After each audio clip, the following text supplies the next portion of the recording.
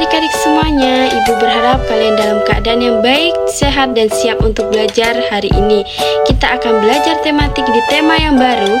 Kita belajar di tema 7 tentang indahnya keberagaman di negeriku, subtema 1, keberagaman suku, bangsa, dan agama di negeriku. Pembelajaran yang pertama, mari adik-adik kita belajar dengan penuh semangat. Adik-adik, Bhinneka Tunggal Ika, pernahkah kalian mendengar kalimat itu? Ya, kalimat itu terdapat pada burung Garuda. Di sini ada burung Garuda Pancasila. Nah, Garuda Pancasila adalah lambang negara kita, Bhinneka Tunggal Ika. Itu berarti berbeda-beda, tetapi tetap satu ya adik-adik. Nah, itu tulisan di pita yang digenggam oleh burung Garuda. Nah, kata Bhinneka Tunggal Ika terdapat dalam buku Sutasoma karangan Empu Tatular adik-adik. Nah, Empu Tatular ini hidup pada masa kerajaan Majapahit sekitar abad ke-14. Dalam buku Bhinneka Tunggal Ika lebih ditekankan pada keanekaragaman agama dan kepercayaan di kalangan masyarakat Majapahit. Jadi adik-adik, walaupun kita berbeda suku, agama, dan apapun itu, kita harus tetap bersatu sebagai warga negara Indonesia. Perbedaan apa saja yang ada di Indonesia? Di Indonesia itu ada perbedaan dari agama, asal-usul, suku, daerah, kebudayaan. Bermacam-macam ya adik-adik, bahkan tarian tradisional pun berbeda. Pakaian adatnya berbeda, rumah adatnya juga berbeda. Terjadi banyak perbedaan di Indonesia dari segi budayanya adik-adik.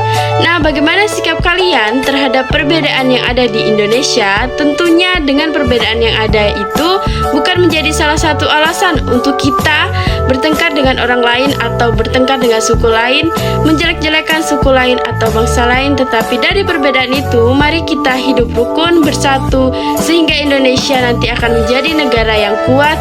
Bangsa Indonesia terdiri atas banyak suku. Bangsa suku apa saja? Yaitu di sini Indonesia sendiri terjadi beberapa suku. Perbedaan suku itu tergantung dari asal daerah kalian masing-masing. Misalnya kalau di Sumatera ada suku Batak, itu khusus untuk orang-orang yang berasal dari Sumatera. Misalnya lalu ada suku Jawa, untuk orang-orang yang asal daerah dari Jawa. Nah, sekarang kita akan pelajari lebih lanjut ya adik-adik. Suku bangsa di Indonesia sejak dahulu kala, bangsa Indonesia hidup dalam keberagaman. Kalimat Bhinneka Tunggal Ika pada lambang negara Garuda Pancasila bukan cuma slogan ya adik-adik. Penduduk Indonesia terdiri atas keberagaman suku, bangsa, agama, bahasa, adat, dan budaya. Tetapi semua dapat hidup rukun berdasarkan hasil sensus Badan Pusat Statistik atau BPS tahun 2010, bangsa Indonesia ini terdiri atas 1.331 suku. Nah, adik-adik, berdasarkan sensus itu pula, suku bangsa Indonesia terbesar adalah suku Jawa yang meliputi 40,2% dari penduduk Indonesia. Suku Jawa ini merupakan gabungan dari suku-suku bangsa di Pulau Jawa seperti suku Jawa Osing, Tengger, Samin, Bawean, suku Naga, dan suku-suku lainnya. Suku yang paling sedikit jumlahnya adalah suku Nias dengan jumlah 1.041.925 jiwa atau hanya 0,44% dari jumlah penduduk Indonesia. Suku Nias ini seperti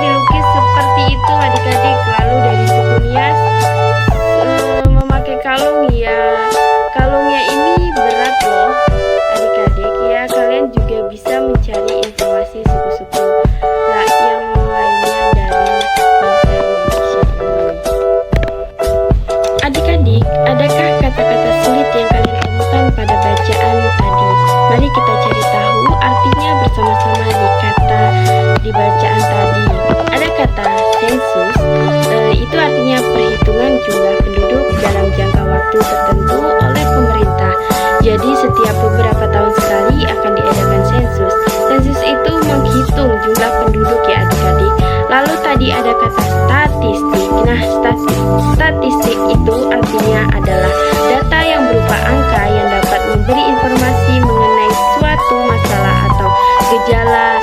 Kamu tadi ada slogan yang slogan Bhinneka Tunggal Ika. Maksudnya apa dari slogan itu? Slogan itu adalah kalimat pendek yang menarik dan mudah dimengerti. Lalu tadi ada kata etnis.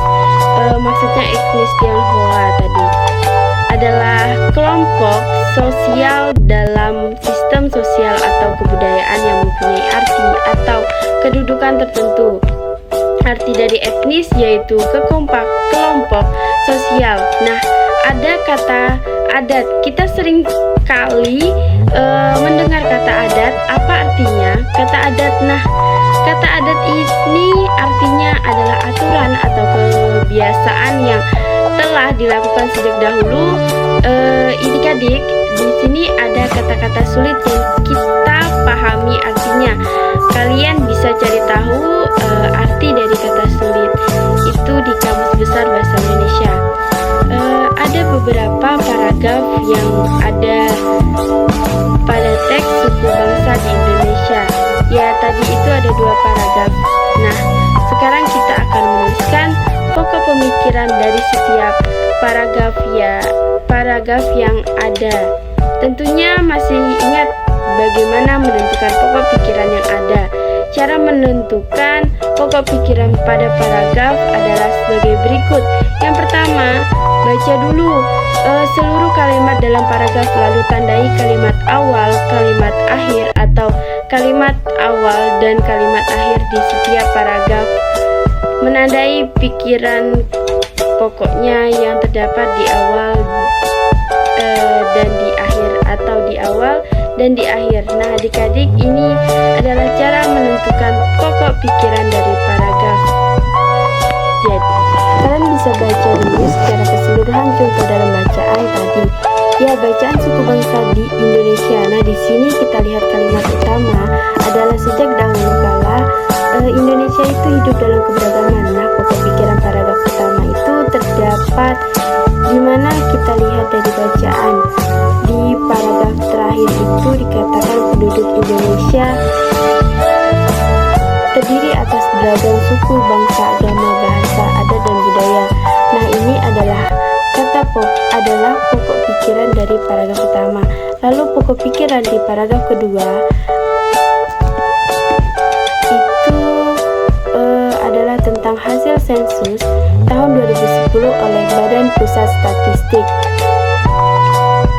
Bangsa Indonesia itu memiliki 1.331 suku pada tahun 2010, yaitu adalah pokok pikiran di paragraf kedua.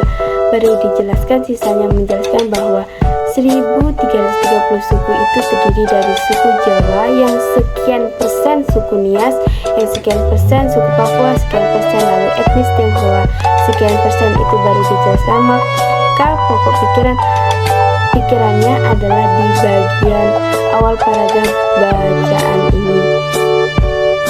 Adik-adik, dari kegiatan sebelumnya kamu akan mengetahui bahwa Indonesia itu terdapat ribuan suku bangsa. Nah, setiap suku bangsa itu kemungkinan memiliki kebiasaan dan cara hidup yang berbeda-beda. Salah satu contoh perbedaan cara hidup adalah zaman transportasi pada zaman dahulu. Alat transportasi itu menggunakan tenaga hewan seperti gambar berikut. Adik-adik bisa lihat di gambar tersebut adalah bendi, lalu ada bepati sapi, lalu ada bepati kerbau. Orang zaman dahulu untuk alat transportasinya itu menggunakan hewan atau menggunakan tenaga hewan, misalnya kuda untuk menarik keretanya, sapi, dan kerbau. Pada zaman dahulu, kalau zaman sekarang ya semuanya serba pakai mesin, ya seperti mobil, motor, dan lain sebagainya. Adik-adik bisa perhatikan gambar berikut ini. Nah, gambar bendi, gambar pedati sapi, dan pedati kerbau. Dapatkah adik-adik melihat persamaan dari kegiatan alat transportasi tersebut? Nah, ini termasuk alat transportasi tradisional yang ada banyak persamaan. Salah satunya adalah ketiga alat transportasi tersebut menggunakan binatang yang sama-sama menarik beban berupa bendi atau pedati atau kereta. Ketiga-tiganya ini ditarik oleh hewan. Nah, adik-adik, yang terjadi saat kuda apa yang terjadi saat kuda menarik bendi? Nah, kuda yang menarik bendi ini, bendinya akan bergerak karena gaya yang diberikan oleh kuda, sehingga bendinya akan bergerak. Apa yang terjadi saat kerbau atau kuda menarik pendati? Nah, yang terjadi yaitu pendati akan bergerak juga karena gaya yang diberikan oleh kerbau atau kudanya. Berikut adik-adik ada kegiatan sederhana. Coba adik-adik dorong meja belajar pelan-pelan hingga bergeser sedikit, lalu setelah itu dorong tarik ke posisi semula. Itu yang kegiatan pertama. Yang kegiatan kedua yaitu angkat tas sekolahmu lalu letakkan lagi di posisi semula. Yang ketiga yaitu saat ambil selembar kertas tak terpakai lalu lipat atau remaslah kertas tersebut. Nah, dari kegiatan tersebut isilah tabel berikut ini. Nah, ini adalah tabelnya. Yang pertama kegiatannya adalah mendorong meja. Hasil mejanya bergeser ketika menarik meja. Mejanya juga ikut bergeser. Kegiatan yang kedua adalah mengangkat tas. Tasnya akan bergerak naik ketika menurunkan tasnya. Tasnya akan bergerak turun ya ketika menurunkan tasnya. Lalu yang ketiga kegiatan adalah meremas kertas. Apakah hasilnya tadi awalnya kertas yang mulus, ketika diremas ya kertasnya akan berubah bentuk menjadi kucel atau lusuh. Adik-adik, nah itu adalah hasil dari percobaan tadi. Lalu apa kesimpulan adik-adik? Nah, kesimpulan di sini aktivitas yang telah kamu lakukan terhadap meja yang bergeser tadi itu disebut gaya, atau aktivitas yang kamu lakukan terhadap tas sekolah yang kamu angkat itu juga disebut gaya. Lalu aktivitas yang kamu lakukan terhadap kertas hingga bentuknya berubah itu juga disebut gaya. Berarti gaya itu adalah dorongan atau tarikan yang dapat menyebabkan benda bergerak atau berubah bentuk. Pokok intinya adalah gaya itu didorong atau tertarik terhadap sebuah benda sehingga benda itu bergerak atau berubah. Nah, kamu telah mengetahui pengertian gaya. Sekarang perhatikan gambar-gambar berikut, lalu kita menjawab pertanyaan pada setiap gambar. Yang pertama ada gambar mendorong mobil. Nah, apa yang menyebabkan mobil pada gambar di samping dapat bergerak? Yang menyebabkan adalah karena dorongan, karena didorong menggunakan kekuatan otot kita, jadi mobilnya bergerak. Sekarang amati gambar kedua, ada gambar lampu menyala. Apa yang menyebabkan lampu dapat menyala? Nah, lampu dapat menyala ini karena adanya aliran listrik. Lalu tidak ada aliran listrik, otomatis lampu ini akan mati. Itu gambar yang kedua. Sekarang gambar yang ketiga ini adalah magnet. Magnet di situ pakunya nempel. Apa yang menyebabkan jarum atau paku menempel pada batang magnet? Ya, karena ada tarikan gaya magnet. Lalu gambar yang ketiga, gambar yang keempat. Di sini ada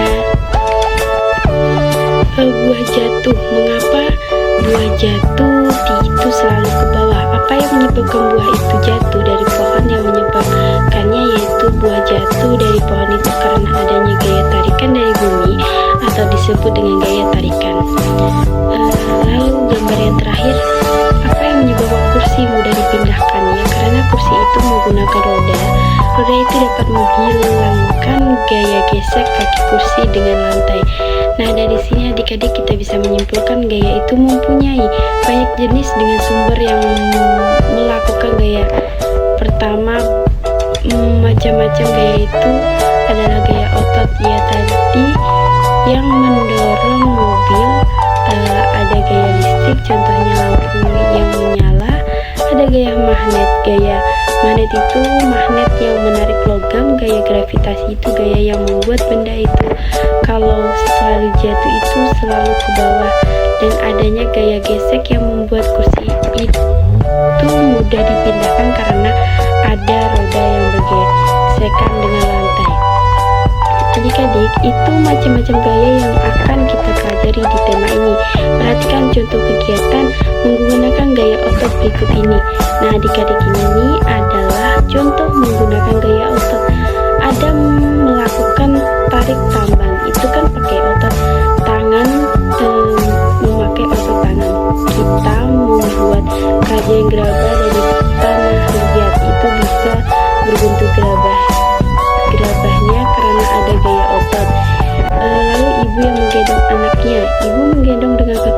ototnya, tapi bisa menarik bendi. Sapi bisa menarik bendi atau kerbau bisa menarik pedati. Itu ada gaya otot dari hewan atau kerbau atau sapi yang menariknya. Lalu gaya otot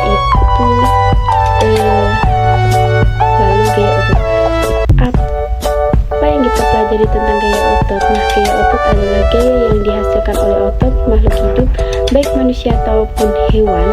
Jadi manusia dan hewan kalau melakukan dorongan dan tarikan berarti dia sudah melakukan gaya otot. Nah, pengaruh gaya otot itu terhadap benda. Kita pelajari bersama-sama. Yang pertama, kalau kita memberikan gaya otot terhadap suatu benda, itu akan berpindah tempat. Contohnya di sini tarik tambang, ketika kalian menarik otomatis teman kalian akan ikut tertarik. Dia akan berpindah tempat. Contoh bagi kerbau, ini menarik pedati, dia menarik memakai otot pada pendatinya akan jalan dan berpindah tempat.